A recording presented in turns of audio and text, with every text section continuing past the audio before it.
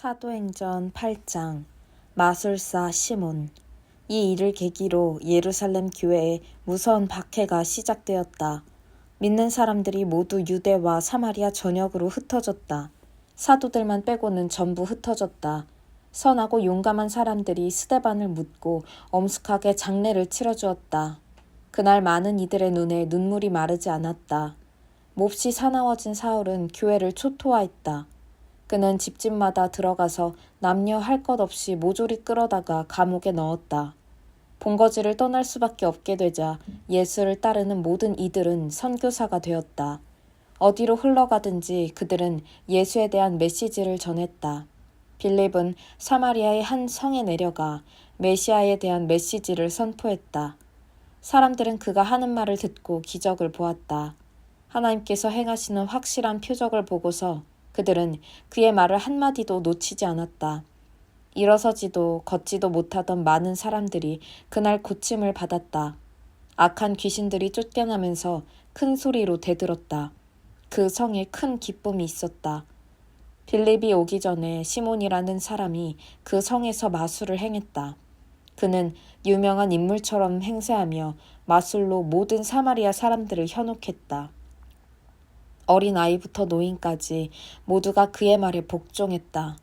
모든 사람이 그에게 초능력이 있는 줄 알고 그를 위대한 마술사로 불렀다. 그는 그곳에 있은 지 오래되었고 누구나 웬만큼은 그를 두려워하고 있었다.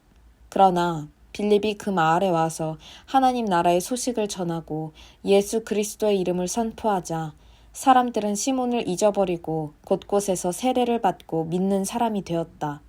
시몬도 믿고 세례를 받았다. 그 순간부터 그는 빌립을 그림자처럼 쫓아다녔다. 하나님의 모든 표적과 기적에 매료되어 그는 도무지 빌립의 곁을 떠나려 하지 않았다. 예루살렘에 있는 사도들이 사마리아 사람들이 하나님의 메시지를 받아들였다는 보고를 듣고 베드로와 요한을 보내 그들이 성령을 받도록 기도하게 했다. 그때까지 그들은 주 예수의 이름으로 세례만 받았을 뿐 아직 성령께서 그들에게 오시지 않았다. 그때 사도들이 그들에게 인수하자 그들도 성령을 받았다. 시몬은 사도들이 안수만으로 성령을 받게 하는 것을 보고는 흥분하여 돈을 꺼내며 말했다. 당신들의 비밀을 내게 파십시오. 어떻게 했는지 알려주십시오. 얼마면 되겠습니까? 부르는 대로 드리겠습니다. 베드로가 말했다. 당신은 돈과 함께 망할 것이요. 하나님의 선물을 돈으로 사려 하다니 이 무슨 터무니없는 짓이요. 흥정을 맺고 뇌물을 바쳐서는 하나님이 하시는 일에 절대로 참여할 수 없소. 지금 당장 당신의 행실을 고치시오. 하나님을 돈벌이에 이용하려고 했던 것을 용서해달라고 주님께 구하시오. 내가 보니 이것은 당신의 고질적인 습관이오. 당신한테서 돈을 탐하는 냄새가 진동하오. 시몬이 말했다. 오, 나를 위해 기도해 주십시오. 그런 일이 내게 절대 일어나지 않도록 주님께 기도해 주십시오. 그 말을 끝으로 두 사도는 길을 떠나 하나님의 구원 메시지를 계속해서 증거하고 널리 알렸다. 예루살렘으로 돌아가는 길에도 지나는 사마리아의 마을마다 메시지를 전했다. 에티오피아의 내시. 그 후에 하나님의 천사가 빌립에게 말했다. 오늘 정오에 예루살렘에서 가사로 내려가는 광야길로 걸어가거라. 그는 서둘러 움직였다. 그는 길을 가던 에티오피아 내시를 만났다. 그 내시는 에티오피아 여왕 간다게의 제무 대신으로 예루살렘으로 순례를 왔다가 에티오피아로 돌아가는 길이었다. 그는 마차를 타고 가며 예언자 이사야의 글을 읽고 있었다. 성령께서 그에게 말씀하셨다. 마차에 올라타거라.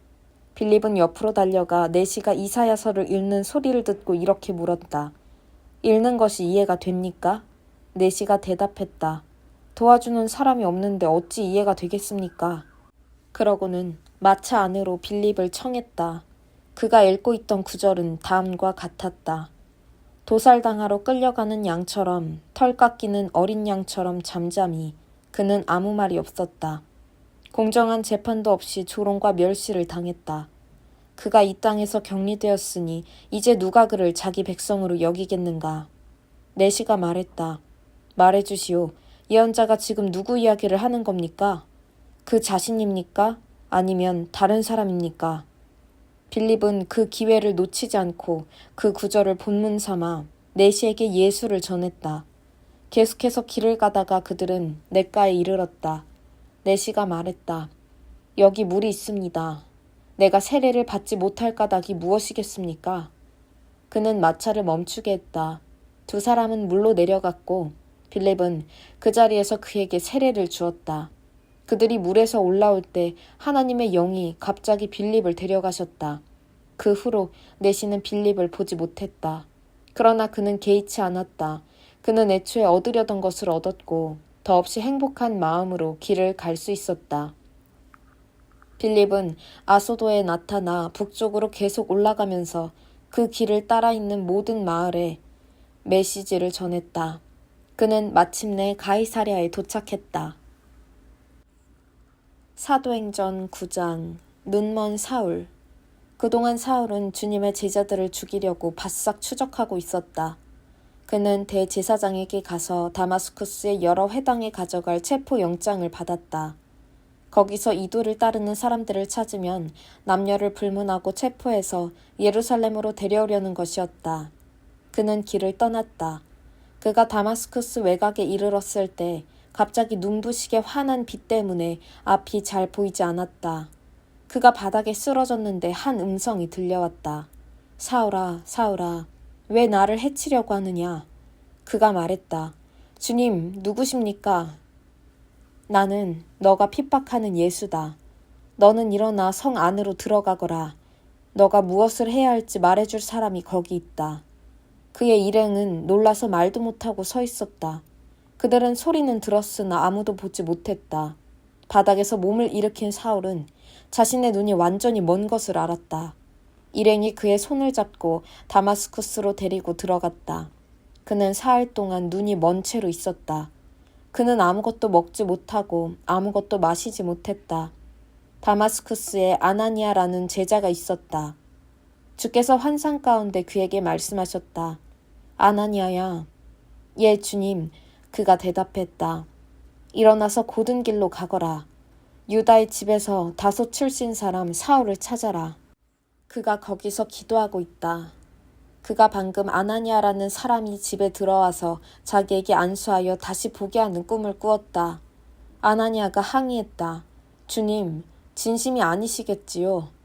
모두가 이 사람과 이 사람이 여태까지 행한 끔찍한 일들과 예루살렘에 있는 주님의 백성에게 저지른 만행에 대해 말하고 있습니다.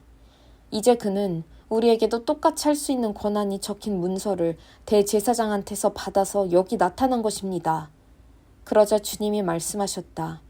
이유를 묻지 말고 가거라. 내가 그를 이방인과 왕과 유대인들 앞에 세울 나의 대리인으로 뽑았다. 이제 나는 장차 그가 당할 일, 곧 이 일에 따르는 혹독한 고난을 그에게 보여줄 것이다. 아나니아가 그 집을 찾아가서 눈이 먼 사울에게 안수하고 말했다. 사울 형제여, 당신이 여기 오는 길에 뵈었던 주님이신 예수께서 당신이 다시 보고 성령으로 충만해지도록 나를 보내셨습니다. 그의 입에서 말이 떨어지자마자 사울의 눈에서 비늘 같은 것이 떨어졌다. 사울은 다시 보게 되었다. 사울은 일어나 세례를 받고 그들과 함께 앉아 음식을 먹고 힘을 얻었다. 사울을 죽이려는 음모. 사울은 다마스쿠스에 있는 형제들과 며칠을 보내며 친해졌다. 그 후 사울은 한시도 허비하지 않고 곧바로 일을 시작했다. 사울은 여러 회당에서 예수가 하나님의 아들이심을 전했다. 사람들은 예기치 못한 그의 말에 놀라서 그를 믿어야 할지 분간이 서지 않아 이렇게 되뇌었다. 이 사람은 예루살렘에서 믿는 이들을 파멸시키던 자가 아닌가. 그가 여기에 온 것도 똑같은 일을 하려고 온 것이 아닌가. 우리를 체포하고 예루살렘 감옥으로 끌고 가서 대제사장들의 판결을 받게 하려는 것일 텐데. 그러나 그들의 의심에도 불구하고 사울은 한순간도 주춤하지 않았다. 오히려 그는 더욱 힘을 얻어 반대 세력을 정면 돌파해갔다. 그는 다마스쿠스의 유대인들의 의심을 누그러뜨리면서 예수가 메시아이심을 그들에게 힘써 증명했다. 긴 시간이 흐른 후에 몇몇 유대인들이 그를 죽이기로 모의했으나 그 말이 사울의 귀에 들어갔다. 유대인들은 그를 죽이려고 불철주야 성문을 감시하고 있었다. 그러던 어느 날 밤에 제자들이 그를 광주리에 담아 벽으로 달아내려 탈출시켰다. 사울은 예루살렘으로 돌아와 제자들의 무리에 들려고 했으나 모두가 그를 두려워했다. 그들은 사울을 조금도 믿지 않았다. 그때 바나바가 그를 감싸주었다. 바나바는 사도들에게 사울을 소개하며 그를 옹호했다. 사울이 다마스쿠스 길에서 어떻게 주님을 만나 그분과 대화했는지, 다마스쿠스 현지에서 어떻게 목숨을 걸고 예수의 이름을 담대히 전했는지 사도들에게 말해주었다. 그 후로 사울은 그들 가운데 하나로 받아들여져 아무 의혹도 사지 않고 예루살렘에 드나들며 제약 없이 주님의 이름으로 전했다. 그러나 그는 그리스마를 하는 유대인 무리와 부딪히며 그들과 잇단 논쟁을 벌였다. 그들은 사울을 죽이려는 음모를 꾸몄다. 그러나 그의 동료들이 그 음모를 알고 그를 성 밖으로 빼돌려 가이사랴로 데려갔다. 거기서 그를 배에 태워 다소로 보냈다. 그 후에 사태가 진정되고 교회는 한동안 순항했다. 유대와 사마리아와 갈릴리 등 모든 지역에서 교회가 성장했다. 하나님을 깊이 경외하는 마음이 그들 속에 충만했다. 성령께서 그들과 함께 계셔서 그들에게 힘을 주셨다. 그들은 놀랍게도 번성했다. 답이다. 베드로가 모든 교회를 방문하는 사명을 가지고 길을 떠났다. 여행 중에 그는 루다에 도착해 그곳에 있는 믿는 사람들을 만났다. 그는 애니아라는 사람과 마주쳤는데 그 사람은 몸이 마비되어 8년째 자리에 누워 있었다. 베드로가 말했다. 애니아야, 예수 그리스도께서 너를 낫게 하신다. 일어나서 자리를 정돈하여라. 그러자 그가 그대로 했다. 자리에서 벌떡 일어난 것이다. 루다와 샤론에 사는 모든 사람이 그가 걸어다니는 것을 보고 하나님께서 자기들 가운데 살아 역사하신다는 사실에 눈을 뜨게 되었다. 거기서 조금 떨어진 요바에 다비다라는 제자가 있었는데 그 이름은 도르가, 사냥이라는 뜻이다.